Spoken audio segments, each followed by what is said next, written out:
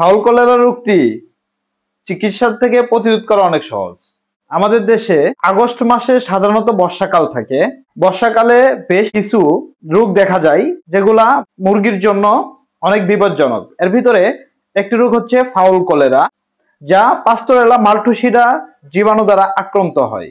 এই fowl cholera রোগটি সাধারণত 12 সপ্তাহের বেশি বয়সী মুরগিদের হয়ে থাকে। আপনারা কিভাবে বুঝবেন যে আপনার মুরগির ফাউল কলেরা রোগী হয়েছে?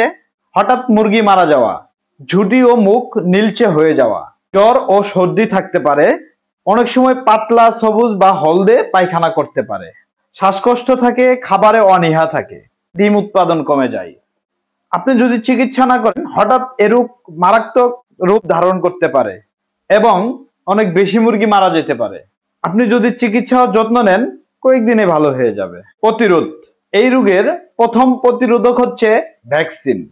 সময় মতো অবশ্যই আপনাকে ভ্যাকসিন দিতে হবে।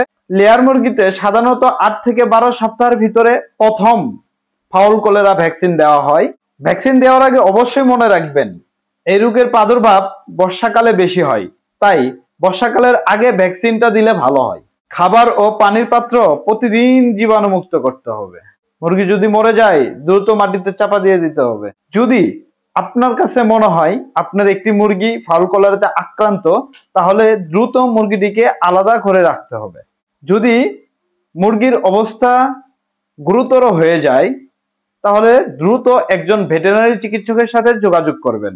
ফাউল কলেরা রোগটি চিকিৎসার থেকে প্রতিরোধ করা অনেক সহজ, তাই পরিচ্ছন্নতা, সঠিক বয়সে ভ্যাকসিন ও খামারের নিরাপত্তা বজায় রাখুন, তাহলেই এই রোগ থেকে পরিত্রাণ পাওয়া সম্ভব। আপনার যত্নই পারে আপনার খামারটিকে সুস্থ, সুন্দর এবং লাভজনকভাবে টিকিয়ে রাখতে।